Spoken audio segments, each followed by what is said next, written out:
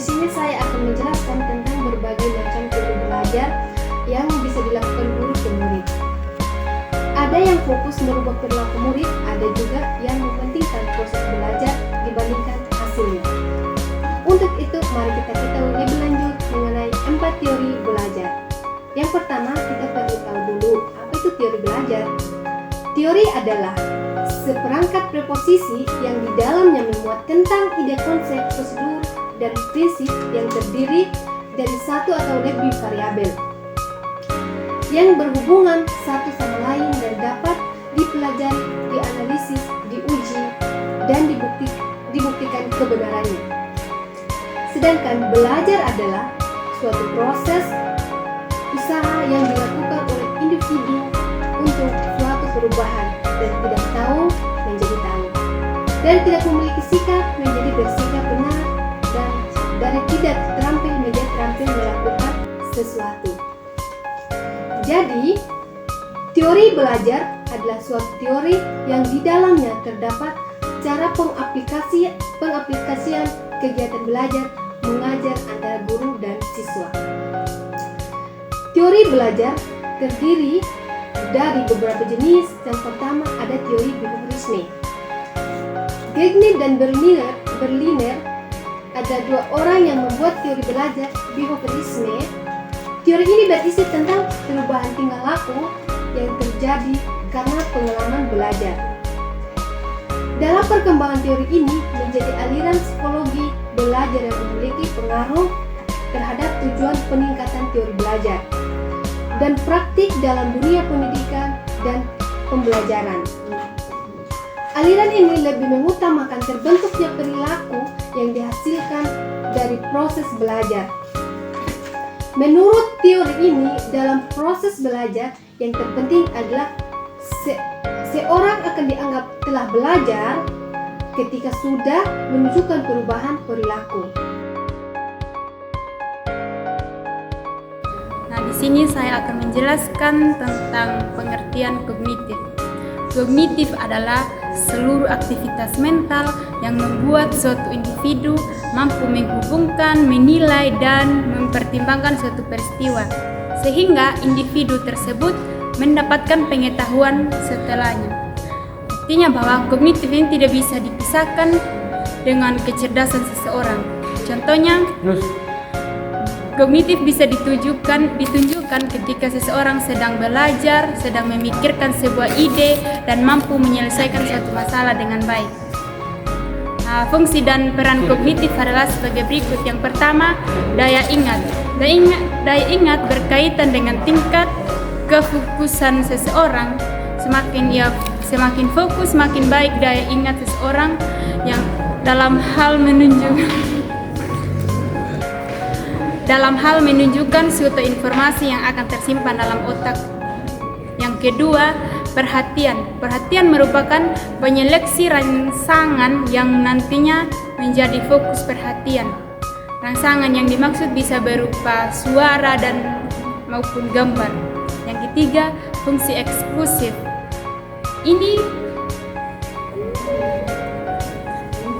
Ini mengarahkan manusia untuk menjadi perencana dan melakukan sesuatu yang telah ia rencanakan. Contohnya, saat seseorang terlihat bagaimana cara menyelesaikan setiap permasalahan dengan baik. Yang keempat, kemampuan berbahasa. Dengan bisa berbahasa, seseorang akan mampu menyusun kata-kata yang baik saat berkomunikasi dengan orang lain. Saya akan menjelaskan tentang teori belajar yang ketiga, yaitu teori humanisme. Teori humanisme adalah teori belajar humanistik yang berkembang dari teori behaviorisme. Tokoh dari teori humanisme adalah Carl Rogers dan Abraham Maslow. Dilihat dari definisinya, teori humanis adalah metode pembelajaran yang fokus pada peserta didik atau yang bukan hanya saja menghafal atau mengingat, tetapi belajar adalah suatu proses yang ditandai dengan adanya perubahan pada perubahan pada siswa tersebut.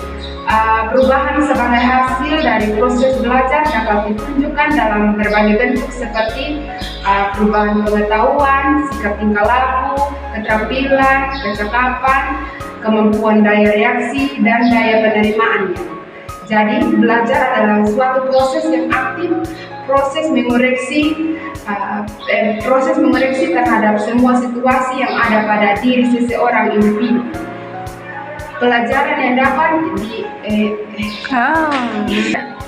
pelajaran yang dapat mengakomodasi tujuan tersebut adalah mengarahkan peserta didik untuk berpikir induktif,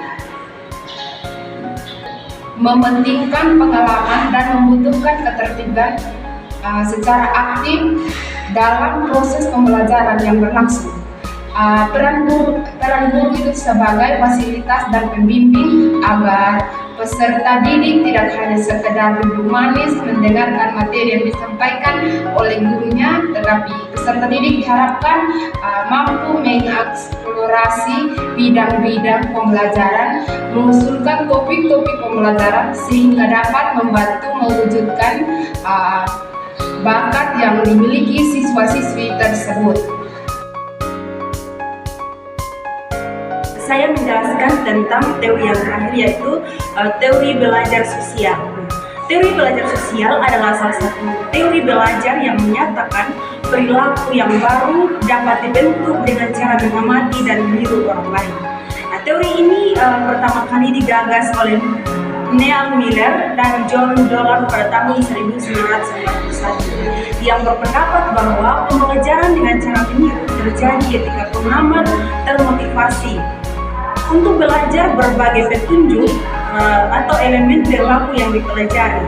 Pengamat menampilkan perilaku yang diberikan dan pengamat secara positif diteguhkan untuk meniru. Teori ini dikembangkan lebih lanjut oleh Albert Bandura. Teori belajar sosial menjelaskan bahwa lingkungan yang dihadapi oleh seseorang secara kebetulan, maka lingkungan tersebut akan mudah diubah oleh orang itu melalui perilakunya sendiri. Bandura mengembangkan teori ini adalah dengan tujuan untuk memahami kepribadian manusia melalui penelitian atau pengamatan. Di sini saya akan menjelaskan ada dua jenis belajar melalui pengamatan. Yang pertama yaitu belajar melalui pengamatan dapat terjadi melalui kondisi yang dialami oleh orang lain. Contohnya ketika seorang pelajar melihat temannya dipuji atau ditegur oleh gurunya karena perbuatannya, maka ia akan meniru dan melakukan perbuatan lain yang tujuannya ialah yaitu ingin dipuji oleh gurunya. Kejadian ini merupakan contoh pengamatan melalui pujian yang dialami oleh orang lain. Yang kedua, yaitu belajar melalui pengamatan meniru perilaku model. Meskipun model itu tidak mendapatkan pengamatan positif dan pengamatan negatif, saat mengamati, si pengamat ini akan memperagakan apa yang sudah dia amati. Pengamat meniru perilaku model ini tidak selamanya ketika kita mengamati model tersebut secara langsung, bisa juga melalui media massa seperti televisi. Contohnya melalui media massa yaitu kita bisa mencari tahu tentang bagaimana berpakaian dengan model terbaru dan gerakan-gerakan tertentu.